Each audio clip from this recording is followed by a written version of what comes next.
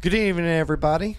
We're going to lead in tonight with a Chicago native coming into our sleepy hollow town of Clarksville, Tennessee, bringing its own Pizzagate. This is Mike Hoover, and I'm asking, is a Clarksville free thinker correct? He's arguing that the Wuhan virus was created by China in order to thin out its elderly population. We'll discuss it. And there's a new entry into the chicken wars. And this time, it's all about breakfast. Does the South have the best breakfast? And is it, in fact, the chicken biscuit? Stay tuned to find out.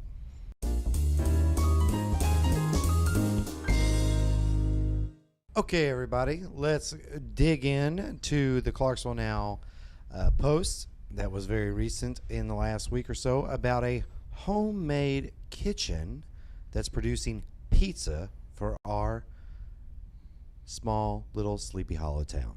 Okay, we have a group of people that are producing pizzas on a Facebook lottery out of their houses. A lot of good comments, a lot of good quality product coming out. People are racing through the lottery to get these pizzas.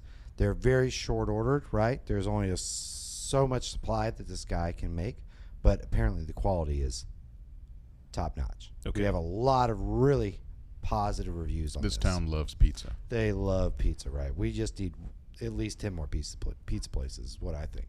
So, but we also have some distractors, in the comments. So let's talk about these comments, okay? So, how's his commercial food permits and health inspections? This is one commenter, right? Laws about food preparations are to keep people healthy, okay? Followed up by another commenter underneath saying, unfortunately, his business is absolutely illegal. I think we're all scratching our heads right now trying to figure out why they would report on this. Speaking about Clarksville Now, it obviously seems to be a bomb in this person's business opportunities. So Right. what we're really kind of thinking about here is how much do people get to say, where do they start their business? Right. Have we all made potluck dinners where we bring food to our friends and families and they all say, this is great, you should start a business, right? Sure. Shouldn't we all test out our products before we just open a store and have the health inspection come in? And in the new day and age of social media, can't we just run a business out of our home without, or have the health inspectors come to our house and say, yeah, you can make viable product here? So, Mike, what do you think about that? I mean, where do we stand as commercial entrepreneurs? All right, I can go with what I believe and what I believe that these commenters are saying, and I have to disagree with them. First of all, I don't think it's absolutely illegal. It may be marginally illegal, if that. All right, I don't know the laws on in-home bakeries, but I assume they exist, and I assume that if they're running a story, they must at least, be in the gray area. All right, but when it comes to making quality product, we would not say that an individual who handcrafts a nice toy for children and only makes a limited quantity and sells them by lottery would be breaking any sort of rules. We would not bat an eye at that. So the fact that this person is making gifts of dough, gifts of good dough and cheese and pepperoni or whatever he puts on them, and giving those out for a lottery, I don't see a problem with that. So I think those people, I think they're coming from a place of, this is what we're used to. We're used to having these set restaurants. This is the way that it's always been done, so that must be the way it has to be done. I think they're mistaken if it doesn't have to be done that way. This is the new age. We live in a new world, our new normal. Lottery pizza from Facebook. Good response, Mike. I really appreciate that. I do. But Wayne, Let me tell you why he's completely I wrong. think you're about to tell him Let's why just he's start with the completely wrong. illustration of making children's toys and selling them, right? If you think that the government's not going to be all up in your business, if you start trying to produce and sell children's toys, let's just start with collection of sales tax. Just put on there unpainted, right. And then there's no worries about it. No lead worries. See, nothing. you already know where we're going with this. Have you checked it to make sure that it complies with guidelines about lead use, right? Does it contain small parts that can come off? Does it have the proper little warnings on it to say, well, this toy's for children 3 and under, stuff like that? There are a plethora of government regulations about children's toys, and they're designed to protect consumers because if you're going to start selling things for children to play with and put in their mouths, we want to have a reasonable level of assuredness that it's not full of lead or has little parts that are going to come off and choke you or something like that. Same thing with pizza, right? If you want to go home and make your own pizza, you can do that. You can put pretty much whatever you want in it, right? You're free to do that because you're only affecting yourself. But if you start selling pizzas, right, to the public, whether it be by a lottery, whether it be out of your home or out of a food truck or out of somewhere else, the government gets involved because of food safety. They want to make sure you're storing your cheese at the right temperature, that it's not become moldy. They want to make sure you don't put weird ingredients in it, like sawdust or something like that. And they want their taxes too. If it's true that this person just started selling pizzas out of their home without jumping through the normal hoops, they're probably going to get in trouble. I have no idea whether this person has or has not complied with the guidelines. Well, it seems to be that on this Clarksville Now post that a lot of people think that this was a Clarksville Now post that pushed this pizza maker into the limelight, but was ultimately going to be the collapse of the entire product line. That as soon as the regulators I think find they're out. all worrying too much. And I'll build up the argument here. Sure. Wayne, you want a good pizza. I do. Right? I Everyone love wants a good pizza. Right. You can't make a good pizza. I mean, we've had some of your stuff that you made. You can't make a good pizza, okay? So you go to your neighbor and you say, listen, you're an excellent pizza maker. I want you to make me a pizza. The neighbor says, man, I can't afford to make you a pizza. How about I pay for the ingredients? This is what you say to him. Uh-huh. Is that illegal? You pay for the ingredients and then he makes it. That's absolutely illegal. That's not illegal. So let's That talk. happens all Well, the let's time. talk about this because we all buy product from a grocery store, right? I mean, Sure. Taxes are there. That's where they pay from. That's the regulations start at the manufacturers of the food. Mm-hmm. So why does the preparation start to come into play if we say we have quality ingredients from a store, we have quality ingredients from a manufacturer, as long as we don't exceed past a expiration date? So is it just the oversight of somebody coming in and saying, Yeah, it's a health inspector. So can we do that in our homes? You can, that's where it starts getting a little fuzzy with things. You got to look at other laws like zoning regulations and such. Am I allowed to operate what effectively becomes a commercial kitchen once I start selling things to the public, right? And yeah, health inspector's going to come by and you're going to get your little score. Commercial kitchens are on-demand food. This is not an on-demand food. This is per lottery. It's not on demand. He's offering up his services on a lottery system at his own convenience. It is not a commercial. You can't go in and buy it at your convenience. It's like saying that that just because anything is made, then that becomes commercial. There's a reason no one's created the Uber of food or chefs, right? You can't just order food from your next door neighbor the way you can your neighbors sign up to drive a car. There's more hoops to jump through. Right? Can I order a chef to come in and make my food for me? Would that be illegal? Imagine an app that allowed you to do that, right? Imagine an app that allowed you to order a chef to come by and make you some food or come deliver you some food. Yeah, such a thing is possible. It's called Uber Eats. But all that food is made in places that comply with all the local guidelines as to how to prepare food. You didn't answer the question. If I hire somebody to come in and cook for me within my house, that's not illegal. That happens all the time. They're using my ingredients. You can be a professional chef, yes. They probably would ascertain some kind of quality assurance. They're not going to cook you, grade chicken, right. Or a slimy chicken. They're You're going to have say, a license. I can't cook this for you because it would impede on my ability to cook. Well, if those laws exist that would shut this poor pizza guy down, then that is a travesty, and that should be remedied. Okay. Let's just flip the pepperonis on this. Everybody, put in your comments. Should people be able to run food businesses out of their homes? Should the regulations drive to their home because they have all the capabilities to market to the economy, obviously, and their demand is high? Let us know, and we'll keep arguing this even in the break.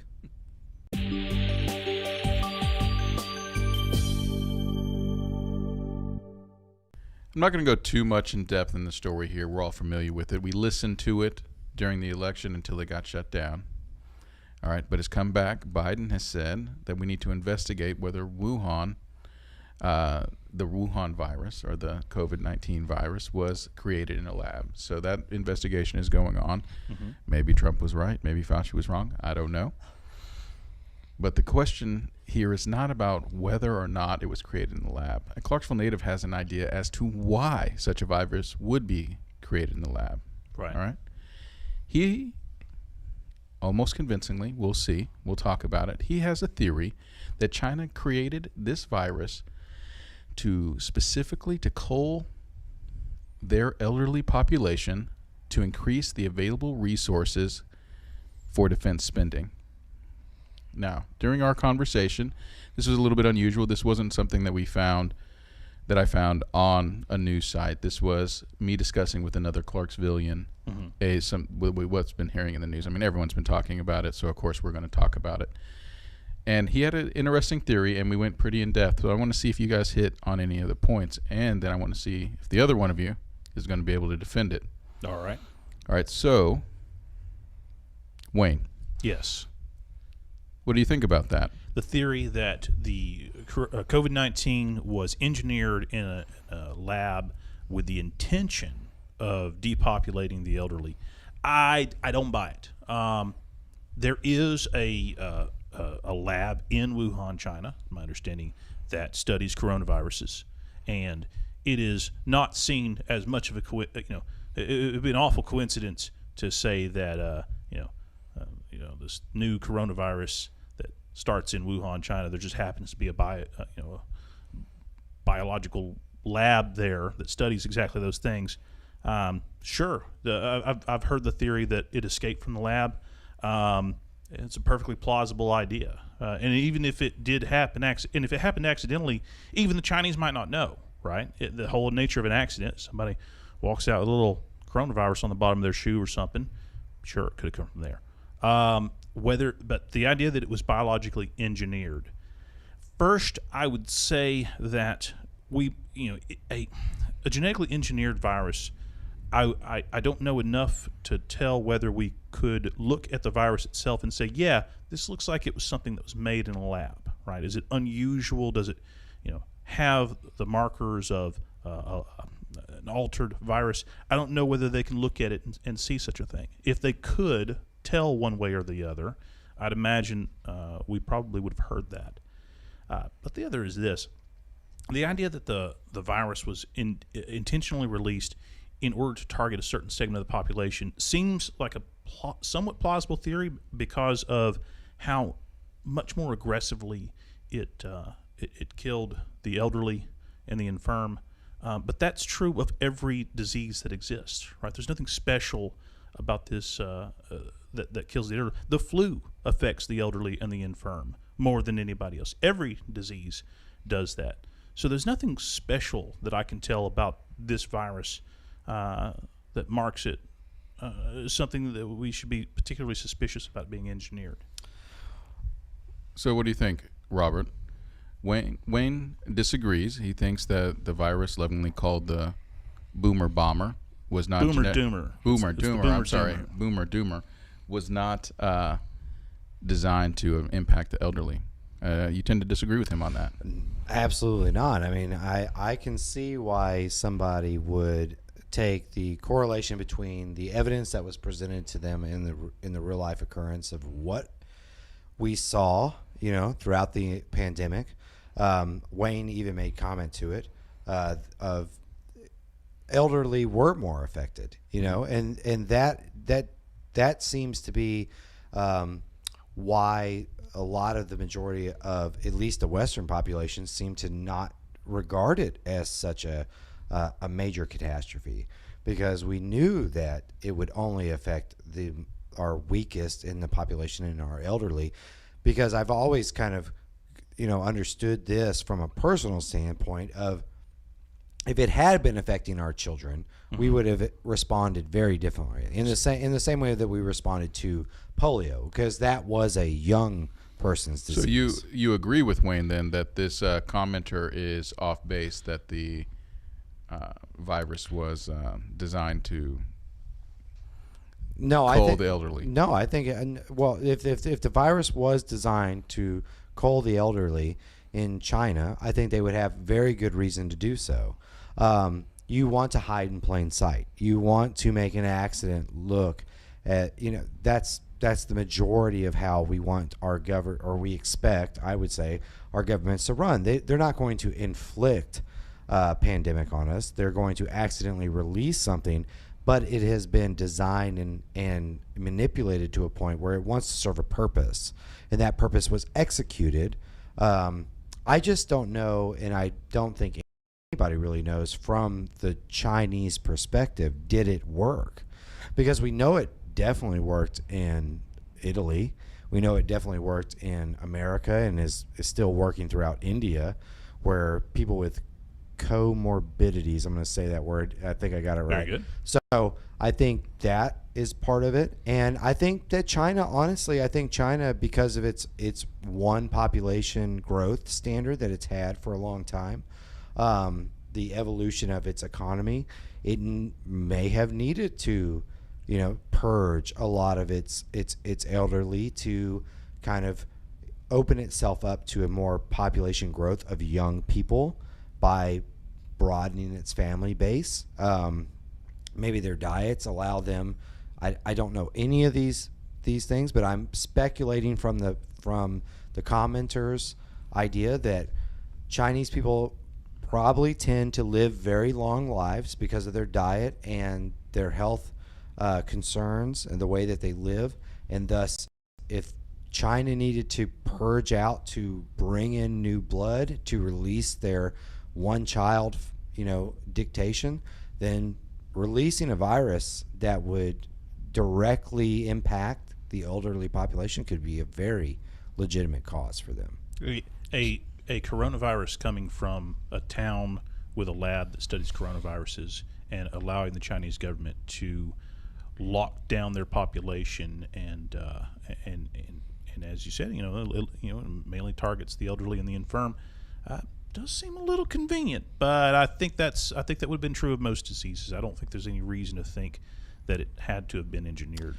Here's the thing about that I understand about China, right? China is very, very progressive in its productivity, right? Even though it has a long lineage of respect for its elderly, they are not producing what the younger generations are. And when they limited their ability to repopulate for that younger workforce, they needed to make a cause. They need to make a change. All right. So was it a plan? Was it an accident? Let us know.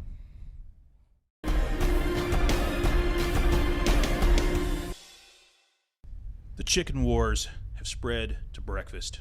I saw a post this week. Lewis reviews this, which is a great Facebook page.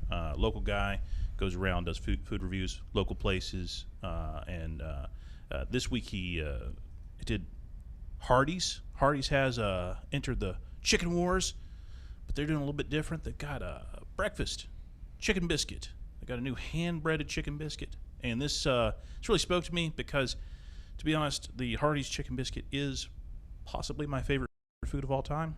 Has been for a long time, and their new chicken, I gotta say, better than it was before, and I liked it before. He put out his review and says it's definitely worth trying. And I saw a comment which thought I'd bring to you guys' attention. Commenter says that chicken biscuits are the greatest breakfast food of all time. Pretty bold statement. Greatest breakfast food of all time. I actually agree. A Hardee's chicken biscuit with egg and cheese on it is, if you say, hey, what do you want for breakfast? I would go for that every time. But I'd be curious to see if either of you agree or disagree. Let's go to Michael. Michael, chicken biscuits, greatest breakfast food of all time? No. So there's a little bit different here, okay? Okay. Chicken biscuits are not the greatest breakfast food of all time. Chicken, however, is the greatest breakfast ingredient of all time. Okay. So chicken makes amazing chicken biscuits. Take away the biscuit, put some waffles there, you got chicken and waffles. My personal favorite breakfast of all time. Okay. All right, you take that out, you got chicken and eggs. You got all chicken and the eggs. You both two different types of chicken. Yeah. Excellent breakfast sandwich. They're not two different kinds of chicken. Two different They're forms. different chickens at different chicken stages different of their forms. life. Oh Yeah. my gosh. Okay. Yeah, I see where you're going. Don't be criticizing. I'm going to Okay. start soaking my steak in milk. Okay, Okay. Milk that's steak. That's two different kinds of. You never steak. had milk steak? I've had milk Listen, steak. don't let his naysaying fool you. Chicken is an incredible breakfast ingredient, and it is used to make some of the greatest breakfasts of all time. Okay. But the chicken biscuit itself is not the greatest breakfast of all time. I mean, that's obviously bacon and eggs. Hands down. Bacon and eggs, you think, is the greatest? Yeah, chicken. Okay. Yeah, chicken eggs. Yeah, well, Yeah, squishy yeah. chicken, squishy chicken. liquid chicken, whatever you want to call it. Oh, it's still okay. chicken. Well, no, Liquid this is chickens. hand-breaded chicken patties, all white meat on a biscuit. The best way to deliver. You just said bacon and eggs. You've totally taken out the biscuit. I mean, I'm saying the biscuit is all right. If you have breakfast and it doesn't have a biscuit, it's still breakfast. It's not like breakfast, But is it? But if you Can you No. even call it the best breakfast? the best breakfast ever is a hand-breaded chicken patty between a buttery biscuit. 100%. There's no argument there. Go any morning to Chick-fil-A or Hardee's, Carl's Jr. in other places. Go anywhere and find out what they're going to run out of first. It's not going to be bacon and cheese and eggs because that's boring. Let me It's just ask you- It's boring food. No. No, chicken. just ask you no, one no, question. chicken. You know what? It's my turn. I still got 6 minutes to talk. We're not going to do this, okay? Chicken can be battered differently. Bacon comes out the same way every time. Eggs, there's nothing that these restaurants are going to do to eggs. They're not going to put cayenne pepper in eggs. They're not going to do anything different to their eggs. It's just going to be salt eggs. If not the most bland eggs right. you've ever tasted. It's all chicken. It's all biscuit. The most I would ever concede is that the chicken biscuit is the best fast food breakfast of all time. You might be able to argue that, maybe. I wouldn't even say that. But here's the thing. When you go to IHOP, when your buddies and you got a lazy Sunday, you're going out and you're ordering the breakfast, do you order a chicken biscuit? No, you don't order a chicken biscuit. You order bacon and eggs, you order some waffles, you order something else. It is not a chicken biscuit. You don't go to any sit-down restaurant with your family, with your friends, and order a chicken biscuit. You only like chicken biscuits because that's what you eat most, because you're doing fast food breakfast. When's Yeah. the last time either of you guys had a chicken biscuit? Oh, I loved Chick-fil-A morning yeah? biscuits. Oh, yeah. Absolutely. 100%. Wendy's the new honey chicken biscuit, fantastic. Oh, yeah. You mentioned the chicken and waffles. Hardee's has a variant where it comes on a waffle. So that's that right Go there back is to- better than go- a chicken biscuit. But here's you have the- chicken here's- plus waffles. Here's the thing, okay? The chicken biscuit is being presented in the comment. Chicken biscuits are the greatest breakfast food of all time. You are cascading too many foods. You're talking about pancakes and waffles and bacon and eggs. You can't bring all those into one thing. You can't bring all that food together. You're parsing out everything. If you had to have a one handheld piece of breakfast that incorporated all the goodness, that was a great breakfast, it would be a chicken biscuit, Mike. No, it wouldn't. It'd be here we bacon. Okay. You got over bacon, your family's had dinner, you're running late for work, you watch out, you got all the spread there. You got a chicken biscuit, you got some egg patties, you got some hash browns, you got a big old plate of nice steaming bacon. You walk out, you grab a couple pieces of something for the road. What is it? It's the bacon. Well, you just if you want a single finger, you didn't even put chicken in I there. said chicken biscuits in the front. You're not going to be walking by and go, let me grab this big old slobbery There's no chicken way. biscuit. There's no way. Slobbery.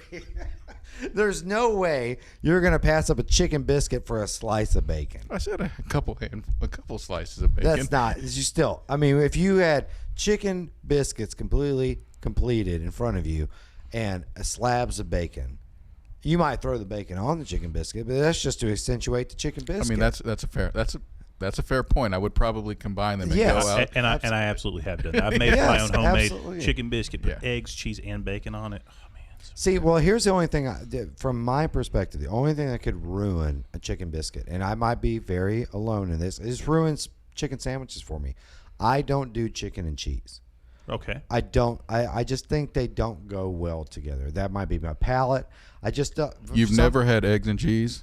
Eggs are not the same as chickens, They're Mike. chicken. That's the no, same damn it's thing. not the Liquid same. chickens. No, it is the baby of the chicken.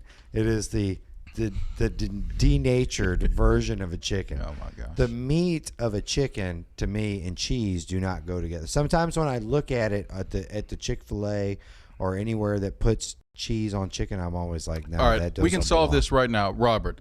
I'm going to offer you a breakfast. I'm going to say here's a chicken biscuit and here's a chicken and an egg biscuit. What are you going to get?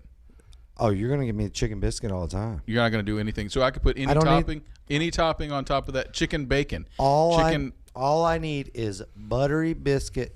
Here's what the thing about biscuits is, okay? It's good because that's the thing, right? Chicken biscuits are the greatest of all time because when they're hand breaded and they're fried, there's no telling. There's only a little bit of telling where that biscuit ends and that chicken begins.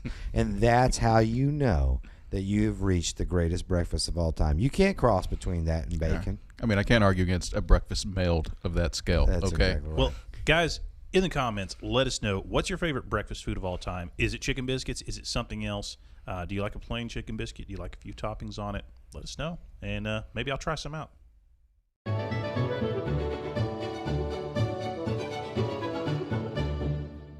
Wow, guys, what a great show. This was fun. Everybody in the comments and watching, thank you so much for coming.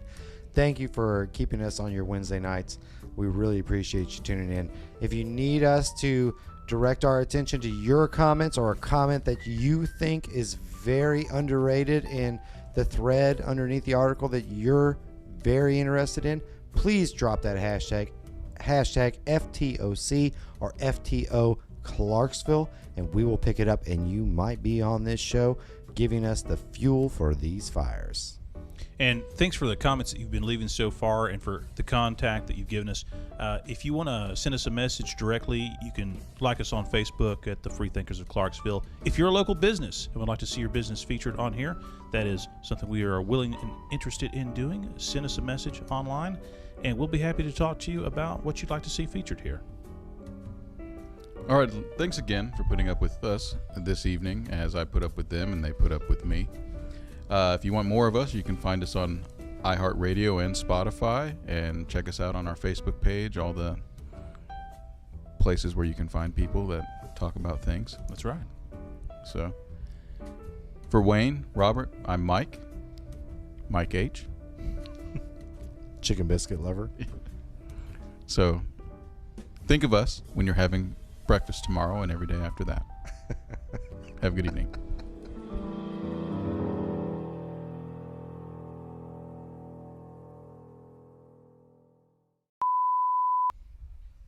Look how disgusting that piece of meat looks. Yeah, it's not it's not really good. So gross.